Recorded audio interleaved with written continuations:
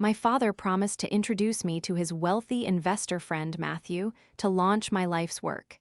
Instead, he ghosted me and sent my sister, Maria, to pitch my code as her own. She got the $400,000 check. I got a text. They forgot I control the kill switch. Before we continue today's story, we have an urgent announcement to make. Due to technical issues, we are pivoting towards another channel. Please subscribe to our new channel, Inherited Revenge. You can find the link in the video description, the pinned comment, and the collaboration tag on this video. Make sure to switch over now so you don't miss out. Thank you for your support. Now back to the story. The notification sound on my phone usually meant a server alert or a reminder to drink water. But today, at 2:14 p.m. on a Tuesday, it sounded like a gavel coming down on my life.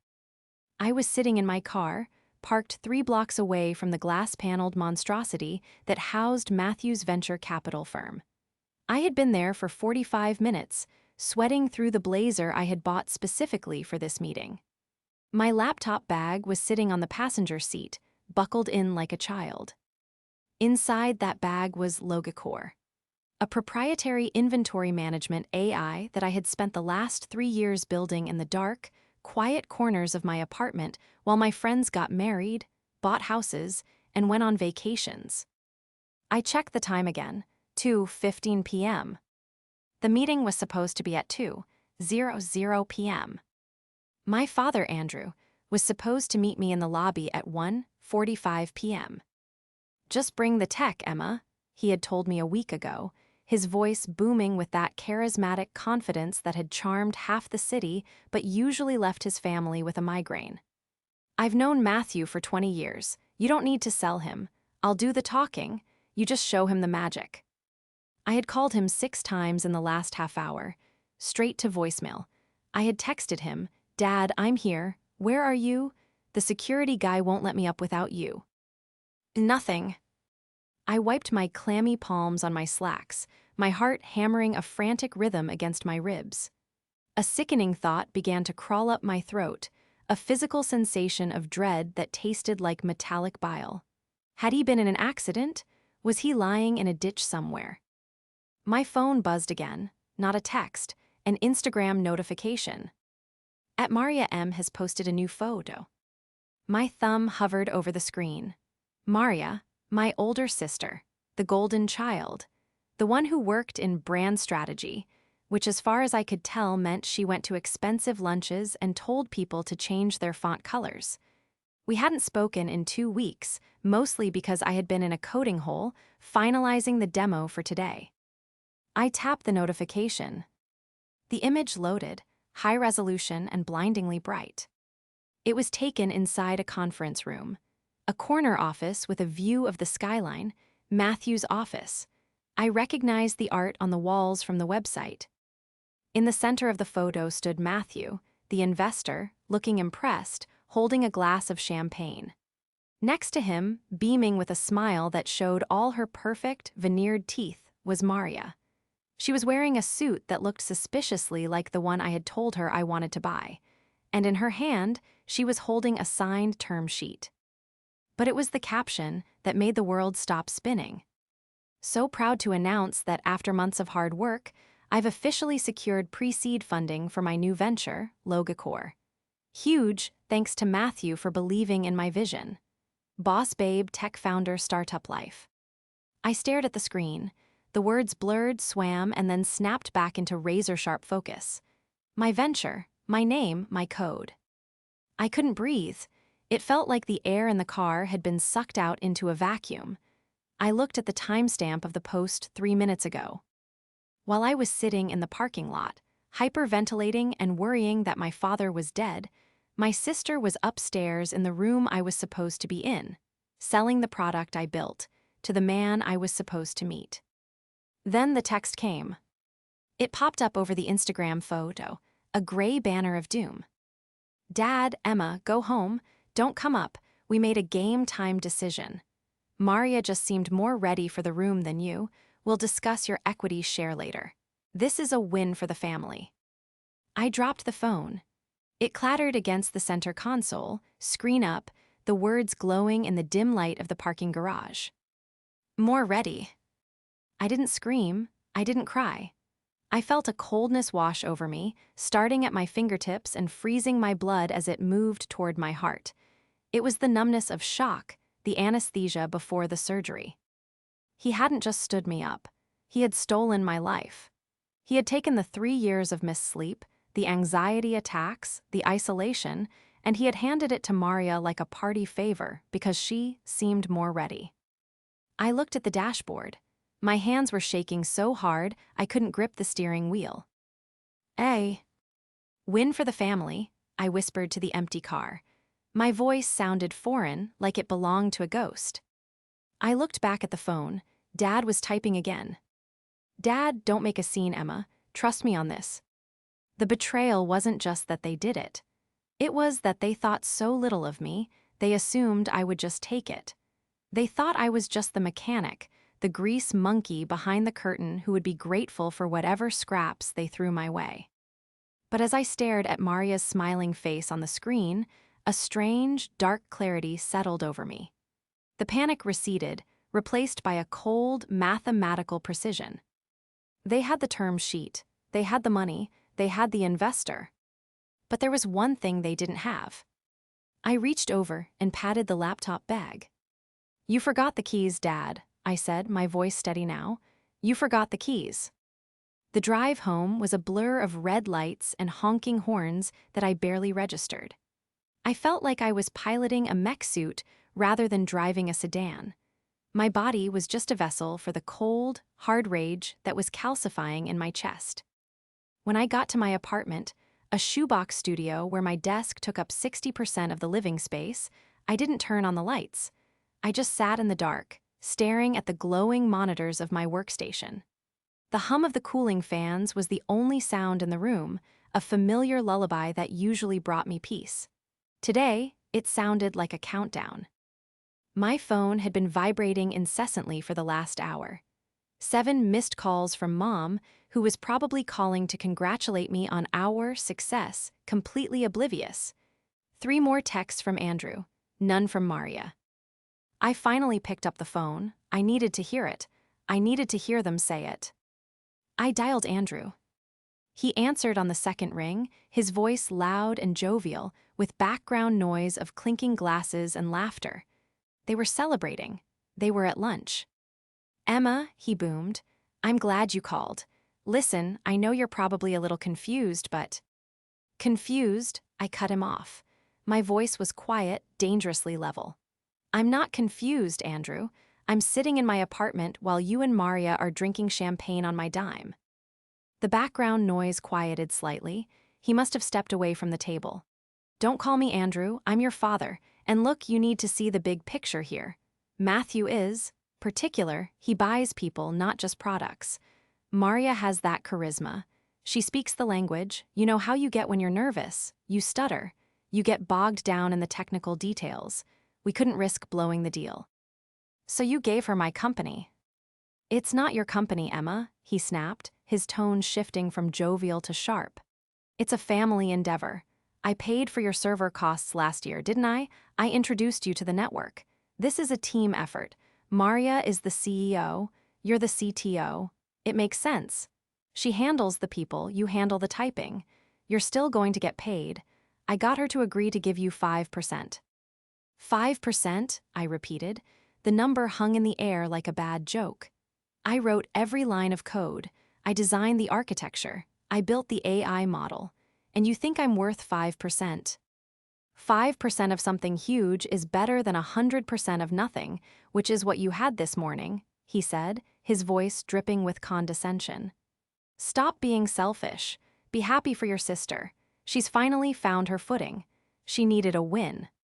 She needed a win. Maria, who had dropped out of 3 different colleges. Maria, who had borrowed $5,000 from me 2 years ago to start a jewelry line that never launched. Maria, who had never written a line of code in her life. Put her on, I said. Emma, don't ruin this. Put her on. There was a rustling sound, and then Maria's voice came on the line.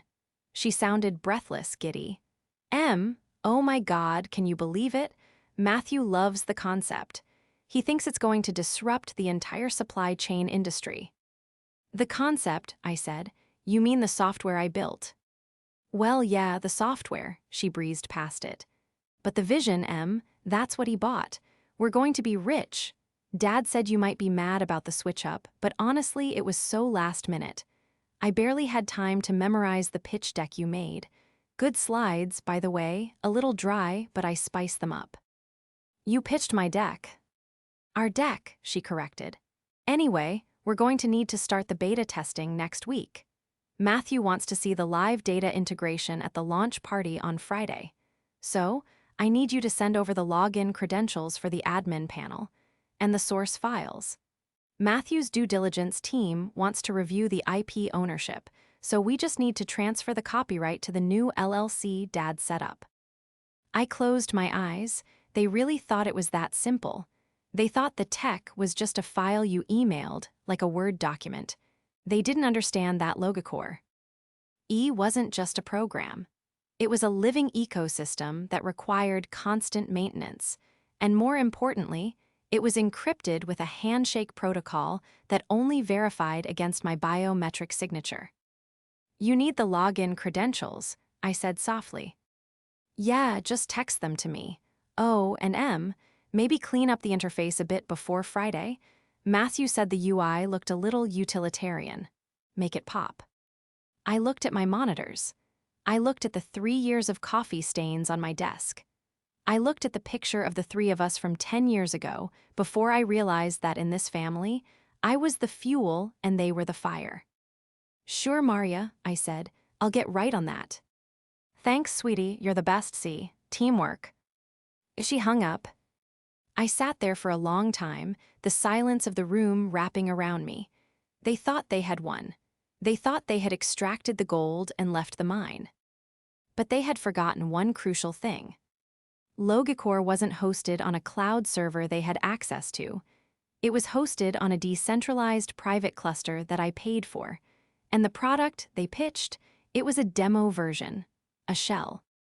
Without the encryption key, which resided solely on the encrypted USB drive currently hanging from my keychain, the software was nothing but a fancy calculator. They wanted a show on Friday. I opened my terminal and typed a single command line. Initiate lockdown protocol. I'll give you a show, I whispered. To understand why this betrayal felt like a physical amputation, you have to understand the dynamic of the house of Andrew. Our mother died when I was 12 and Maria was 14. Andrew, our father, didn't mourn her so much as he reorganized his assets. He was a serial entrepreneur, which is a fancy way of saying he was addicted to starting businesses that failed within 18 months. He had tried real estate, boutique coffee roasting, crypto mining, and high-end pet grooming. Through it all, Maria was his mirror. She had his blonde hair, his easy smile, and his absolute allergy to hard work. She was the cheerleader, the prom queen, the one who could charm a teacher into changing a grade. Andrew adored her because she was the version of himself that looked good on a Christmas card. I was the anomaly.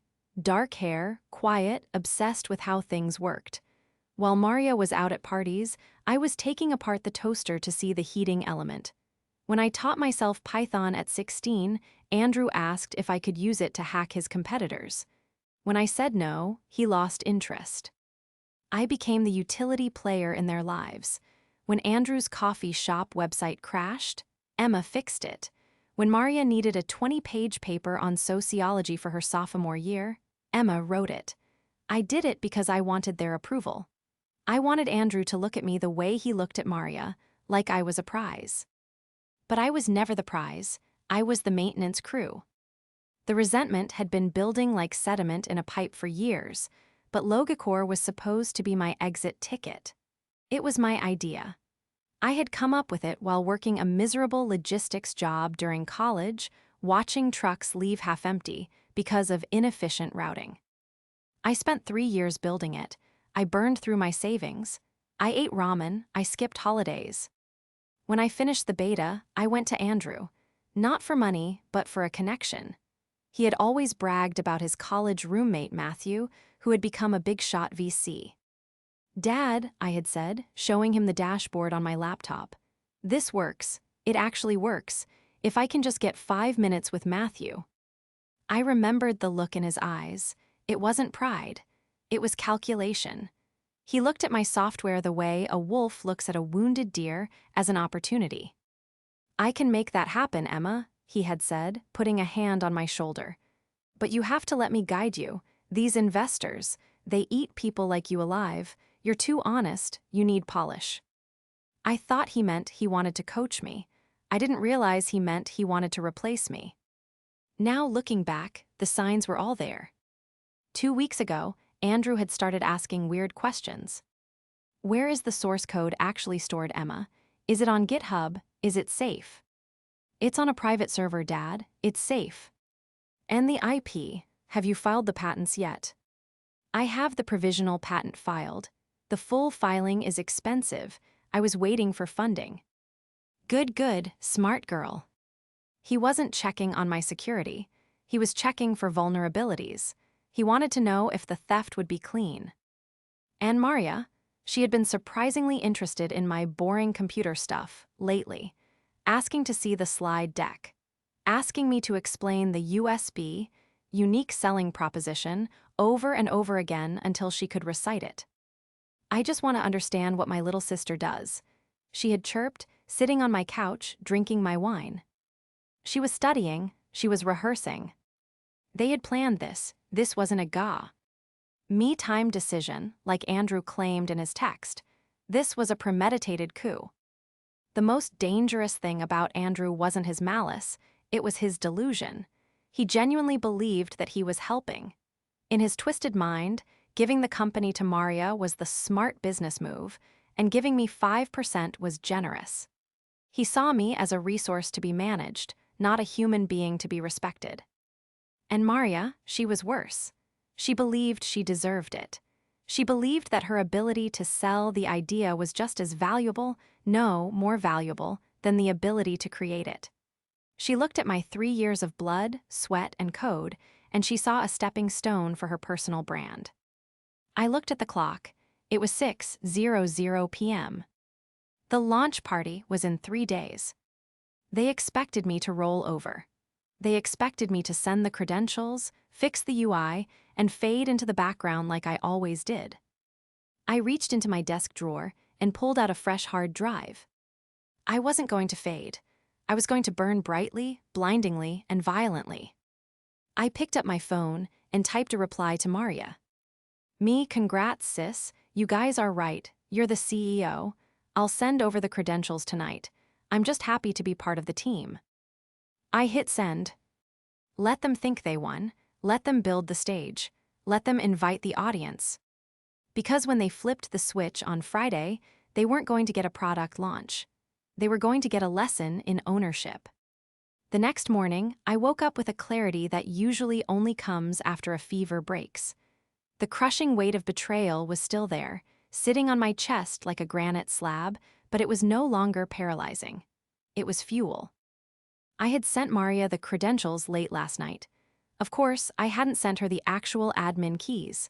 I had sent her a guest access login that I had hard-coded to look like the administrator dashboard. It had all the buttons: deploy, system health, user management, but none of them were connected to the backend. It was a digital potency pill. It looked like the real thing, but it did absolutely nothing. At 9:00 a.m., my phone buzzed. It was Maria. "Maria got the login. Thanks, Em. I'm playing around with it now. It looks great. Can you change the color of the header to a softer blue? Andrew thinks the current navy is too aggressive." I stared at the screen. She was playing around with it, blissfully unaware that she was pressing buttons on a disconnected toy dashboard. Me, sure thing. I'll push the update in an hour. "Maria, you're the best. Oh, and Matthew's legal team sent over the IP transfer docs. I forwarded them to your email. Just sign and scan them back ASAP. We need it clear for the party." I opened my email. There it was. A document titled Intellectual Property Assignment and Transfer Agreement. I opened the PDF. It was draconian. It transferred all rights, titles, and interests in the software known as Logicor to a newly formed entity, AMR Ventures, LLC. The signatories for AMR Ventures were Maria and Andrew. My name was listed only on the signature line for the assigner. In exchange for my life's work, the document offered me a promissory note for $5,000 and future equity considerations to be determined by the board. The board, of course, being Maria and Andrew. They weren't even giving me the 5% Andrew had mentioned on the phone. They were erasing me completely. I needed help. I was a coder, not a shark.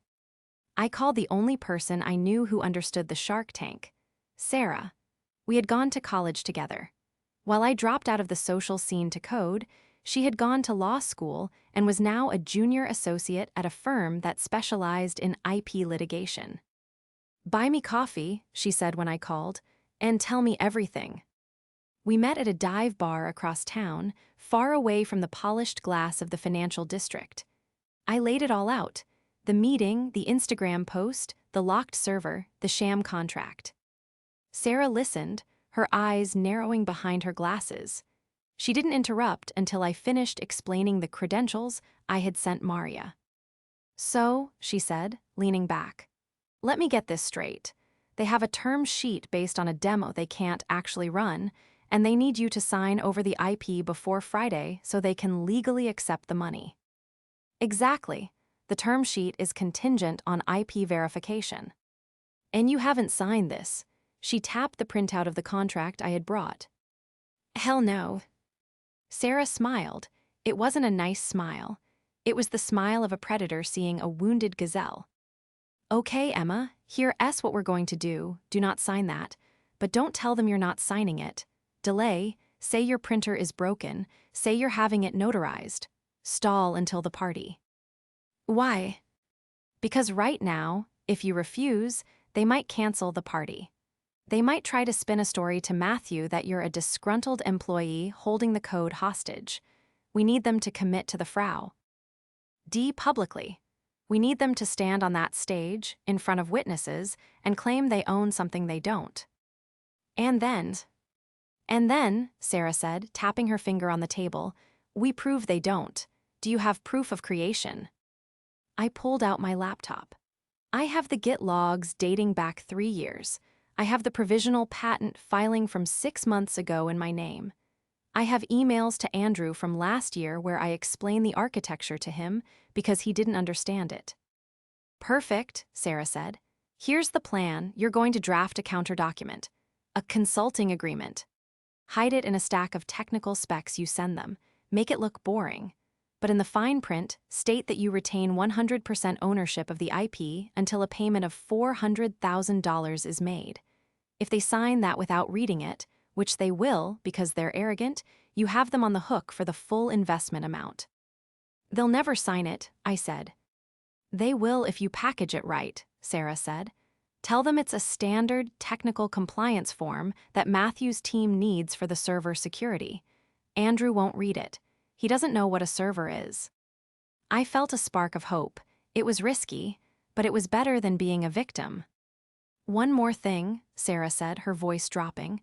"You need to find out what else they've lied about. If they lied to you, they lied to Matthew. Dig." I went home and dug. I used a script to scrape public records and social media. I found AMR Ventures, LLC.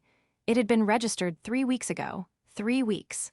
While Andrew was telling me to polish the demo, he was already building the company that would steal it. But then I found something juicier. I looked into Maria's brand strategy firm. It was dissolved 6 months ago for failure to pay taxes. I looked into Andrew's investments. He was being sued by 2 former partners for breach of contract on a real estate deal. They weren't just greedy, they were desperate. They needed that $400,000 not to launch my company, but to pay off their debts. My seed money was their bailout fund. I sat back in my chair. The betrayal was absolute. They weren't stealing my future to build theirs, they were stealing it to cover up their past failures.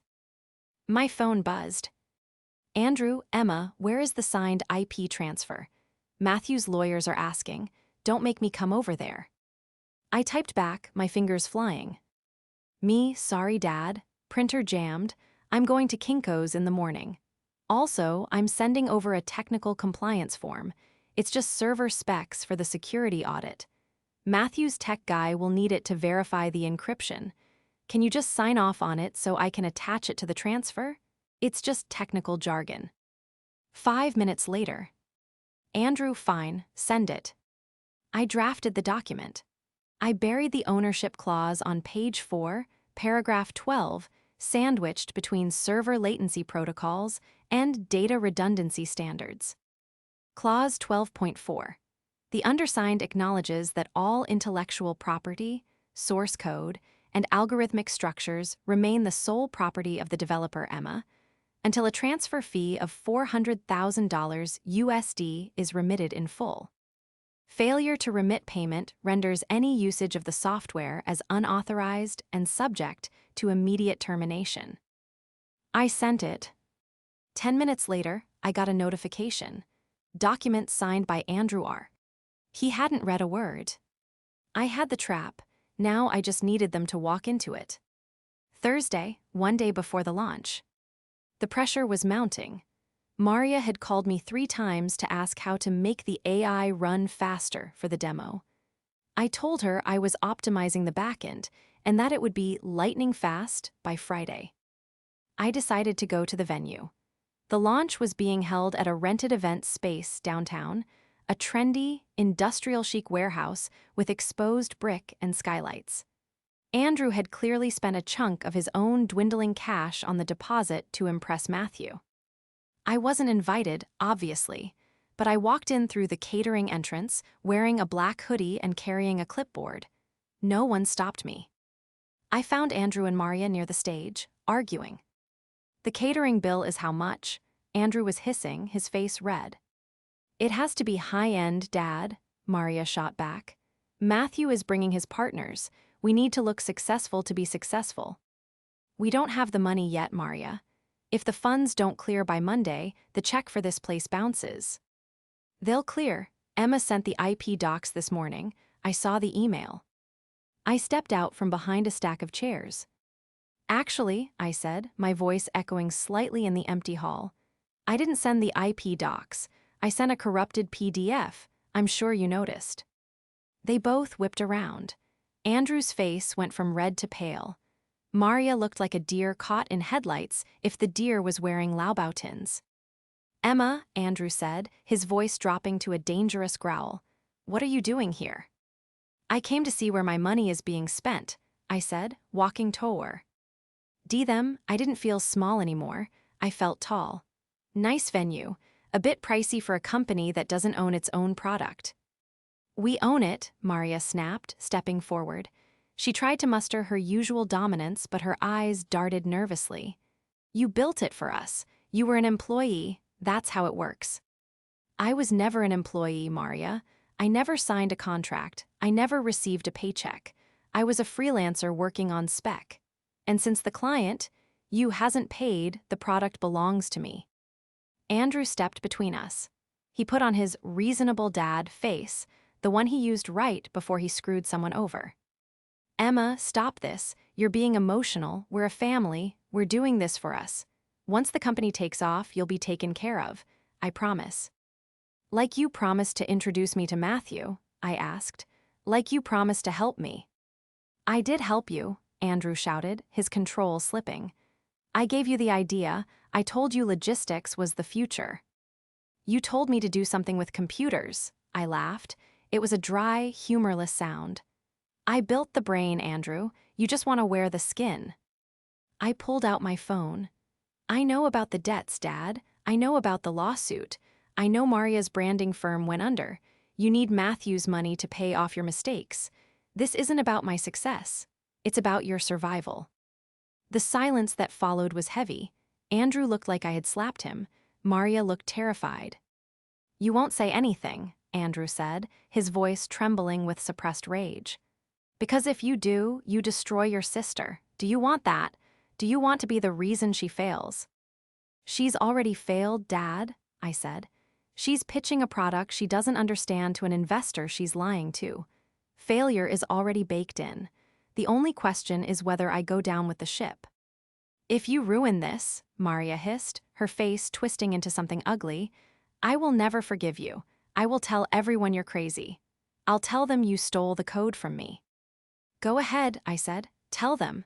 See who can explain the algorithm in front of a whiteboard, you or me.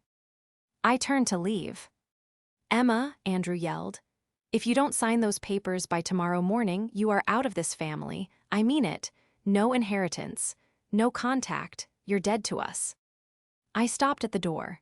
I looked back at them, two desperate grifters in a fancy warehouse, standing on a stage built on lies. I'm not signing, Dad, I said, and I'm not dead, I'm just logging off. I walked out. My heart was pounding, but for the first time in my life, it wasn't from fear.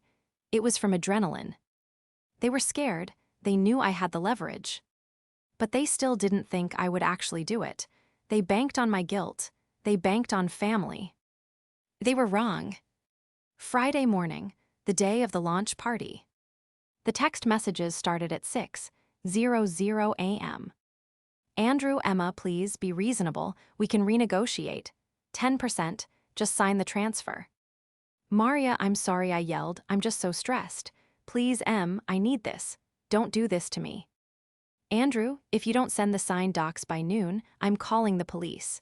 I'll tell them you hacked our servers. Threats, begging, more threats. The cycle of abuse in text form. I ignored them all. I was busy.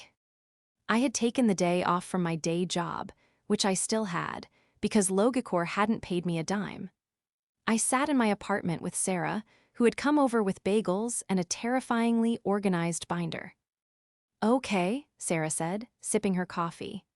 We have the signed technical compliance form where Andrew admits you own the IP until paid. We have the proof of your provisional patent. We have the chat logs where Maria asks you for the login credentials, proving she doesn't have access. Is it enough? I asked. It's enough to bury them in court, Sarah said. But we're not going to court yet. We're going to the party. We are. Yes, Matthew Sterling is a man of integrity, right? That's his brand. Yeah, ethical capital. Then he deserves to know he's being defrauded. But we can't just email him. Andrew intercepts his emails. We have to do it in person. At the launch. I felt a knot form in my stomach. You want me to cause a scene? No, Sarah said. I want you to save the investor. You're not the angry daughter. You're the whistleblower. The plan was simple. The party started at 7:00 p.m. The live demo was scheduled for 8:00 p.m. At 7:30 p.m., Maria would be mingling. Andrew would be holding court. I checked the server logs on my laptop. Maria had logged in 17 times in the last hour using the fake credentials. She was frantically clicking around, probably realizing that nothing was actually connected. Maria text, Emma, the dashboard isn't updating. It just says simulation mode. How do I turn it off? Help me. Maria text, Emma, pick up the phone. Andrew text, you ungrateful little brat. You are ruining everything. I watched the texts roll in like a tick. Tape of their panic. They're realizing the gun is empty, I told Sarah. Good, she said. Now let's go show them who holds the bullets. We dressed for war. I wore a sharp navy suit, the one I should have worn to the pitch meeting. Sarah wore her courtroom armor. We arrived at the warehouse at 7:45 p.m. The place was packed. Tech journalists, local influencers, potential clients. There was an open bar, a DJ, and a massive screen behind the stage displaying the Logicor logo. My logo. We slipped in. The security guard was a kid looking at his phone. He didn't even check the guest list. I scanned the room. I saw Andrew near the bar, looking sweaty and manic, laughing too loudly at something a man in a gray suit said. I saw Maria near the stage, frantically typing on an iPad. She looked like she was about to vomit. And there, in the center of the room, was Matthew Sterling. He looked calm, composed, radiating wealth. He was talking to a small circle of people, holding a glass of water. There he is, I whispered to Sarah. Go, she said. I'll handle the interference if Andrew tries to stop you. I took a deep breath. This was it, the point of no return. I started walking toward Matthew. Andrew spotted me when I was 20 feet away. His eyes went wide. He dropped his glass. It shattered, but the noise of the party drowned it out. He started shoving his way through the crowd toward me. Emma, he barked, but the music covered his voice. I kept moving. I was 10 feet from Matthew. Andrew lunged, grabbing my arm. Get out now. Let go, Andrew, Sarah said, stepping in and jamming a manila folder into his chest. Or I'll have you arrested for assault and fraud right here. Andrew faltered, looking at Sarah, then the folder, then me. Who is this? My lawyer, I said. I pulled my arm free and stepped into Matthew's circle. Mr. Sterling, I said. He turned. He had kind eyes, but they were sharp. He looked at me, then at the commotion behind me. Yes. My name is Emma, I said, my voice clear and steady. I'm Andrew's daughter, and I'm the one who actually built Logicor. Matthew's eyebrows shot up. I thought Maria was the founder. Maria is a marketing strategist, I said. She doesn't know Python from a pretzel, and in 10 minutes, she's going to try to run a demo on a system she doesn't have the keys to. Andrew tried to intervene. Matthew, ignore her. She's unstable. She's just jealous of her sister. Matthew held up a hand, silencing Andrew. He looked at me. He looked at the resemblance between me and Andrew. Go on, Matthew said. The system she's about to demo is a dummy interface, I said. It's not real. The real software is on a private server that only I control. If you give them that check, you are buying a slide deck and a lawsuit, not a company. Matthew looked at Andrew. Is this true? No, she's lying, Andrew sputtered. We own it, we have the papers. Do you? Matthew asked softly. At that moment, the lights dimmed. The DJ cut the music. A spotlight hit the stage. Ladies and gentlemen, Maria's voice boomed over the speakers. She was standing at the podium, forcing a smile that looked like a rictus of terror. Welcome to the future of logistics. Welcome to Logicor. Applause. Now, Maria said, her voice trembling slightly, let's show you what this baby can do. She turned to the massive screen. The dashboard appeared. I'm going to initiate a live inventory sync with a warehouse in New Jersey, she announced. She tapped the sync button on her iPad. On the screen, a loading bar appeared. It spun and spun and spun. Then giant red letters flashed across the screen, 50 feet high. Access denied. Unauthorized user. System lockdown initiated. The crowd gasped. Maria frantically tapped the screen. Just technical difficulties, 1 second. Then a new text box appeared on the big screen. It wasn't a system error. It was a message I had programmed to trigger if an unauthorized user tried to force a sync. Property of Emma R demo version expired. Please contact the developer for licensing. The silence in the room was absolute. I looked at Matthew. He was reading the screen. Then he looked at Andrew. Unstable, Matthew asked, his voice like ice. Andrew opened his mouth, but no sound came out. I smiled. The trap had snapped shut. The silence in the warehouse stretched for what felt like an eternity, heavy and suffocating. All eyes were glued to the screen, where the words property of Emma R glowed in stark, unforgiving white against the red background. Maria was frozen on stage. The clicker fell from her hand, clattering loudly on the floorboards. She looked small, stripped of her curated persona, just a terrified woman standing in front of a lie that had grown too big to contain. Andrew, standing next to me, seemed to shrink. He wasn't the booming patriarch anymore. He was a man watching his house of cards catch fire. Ray. Matthew, Andrew stammered, his voice cracking. I can explain, it's a glitch. She's hacking us right now. Matthew Sterling didn't even look at him. He was looking at the screen, then at me. He took a slow sip of his water, his expression unreadable. Then, he set the glass down on a high-top table with a deliberate clink. "Andrew," Matthew said, his voice not loud, but carrying effortlessly in the quiet room. "I've known you for 20 years. I know when you're selling, and I know when you're drowning." He turned to me. "You're Emma." "Yes," I said. "And this," he gestured to the screen, "this is your doing." "It's my software," I said calmly. "It's protecting itself." Matthew nodded slowly. He walked past Andrew, ignoring him completely, and stepped up onto the low stage. The crowd parted for him. He took the microphone from the stand, gently moving Maria aside. She didn't resist. She just stared at the floor, tears finally spilling over her perfect makeup. "Ladies and gentlemen," Matthew said, addressing the room, "it appears we have a slight change in programming tonight. The presentation you just saw was unauthorized." A murmur rippled through the crowd. Phones were out. People were recording. "However," Matthew continued, turning to look at me in the crowd, "it seems the actual founder is in the building. Emma, would you care to join me up here?" My heart hammered against my ribs. Sarah nudged me forward. "Go," she whispered. "Finish it." I walked up the steps. The spotlight hit me, blinding and hot. I stood next to Matthew. "Do you have the key?" Matthew asked quietly off mic. I nodded. I pulled the encrypted USB drive from my pocket.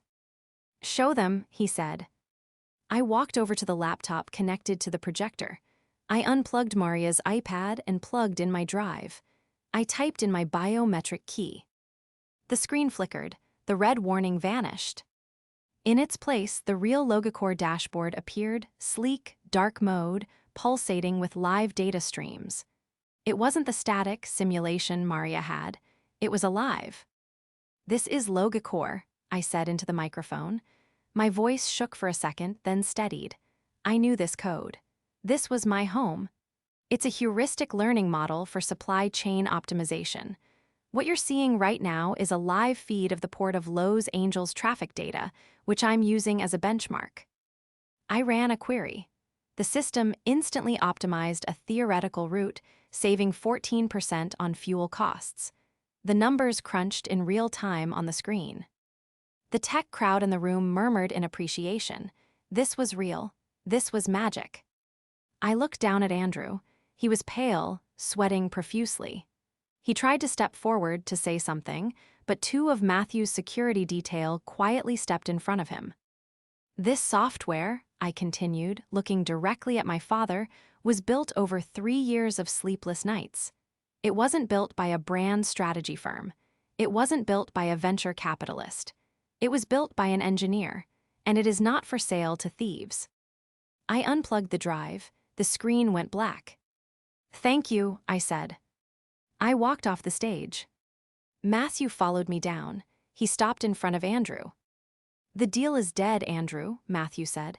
"And so is our friendship. Don't contact me again." "But the money," Andrew wheezed. "I spent the deposit." "Send the bill to AMR Ventures," Matthew said coldly. "Oh, wait. That's a shell company with no assets, isn't it?" He turned to me. "Emma, call my office on Monday. I'd like to discuss a Series A round, directly with you." I looked at my father and sister one last time. Maria was sobbing on a chair. Andrew was staring into the middle distance, ruined. "I'll think about it," I said to Matthew. I grabbed Sarah's arm. "Let's go get a burger." We walked out of the warehouse, leaving the chaos behind us. The fallout was swift and brutal, exactly as Sarah had predicted. The launch party disaster was all over the tech blogs by the next morning. Venture capital horror story, founder exposé live on stage. The video of the Access DNID screen went viral. Andrew tried to spin it. He gave an interview claiming it was a misunderstanding and that I was a rogue employee. But the internet is a ruthless detective. People found the public records. They found the timeline. They found the patent filing in my name. His reputation, already hanging by a thread, disintegrated. His other creditors, smelling blood in the water, descended. He lost his condo. He lost his car. He moved into a small rental on the outskirts of the city. Maria fared worse in a way. Her social standing, her currency, was worthless. She was branded a fraud. She deleted her Instagram. She moved to a different state to live with an aunt, working at a retail boutique under her middle name. I didn't sue them. I didn't have to. The humiliation was the punishment. 3 weeks later, I sat in Matthew Sterling's actual office, not the lobby, but the boardroom. "The diligence checks out," Matthew said, closing a folder. "The tech is brilliant, Emma, truly." "Thank you," I said. "The offer is $2 million for 20% equity. You remain CEO. You retain majority voting rights. And we add a clause that no family members can be employed by the company without unanimous board approval." I smiled. You read my mind. "I have one question," Matthew said, leaning forward. "Why didn't you tell me sooner? Why did you wait until the party?" I looked out the window at the skyline. "Because I needed to know if I could do it," I said. "I needed to know if I could stand up to him. If I had just emailed you, I would have still been his daughter, hiding behind a screen, walking onto that stage. That was me becoming the CEO." Matthew nodded. "Fair enough." I signed the papers. That night, I went to dinner with Sarah. I paid off her student loans as a consulting fee. We drank cheap wine and laughed until our sides hurt. I got a text from Andrew later that night. "Andrew, I heard you got funded. Congratulations. I hope you're happy. You destroyed your family for money." I looked at the text. The old Emma would have felt guilty. The old Emma would have tried to explain, to apologize, to fix it. The new Emma, the CEO of Logicor, just saw a liability. I didn't reply. I blocked the number. I put my phone down and looked at the waiter bringing dessert. "2 spoons, please," I said. The code was clean, the bugs were fixed, and the system was finally, perfectly secure.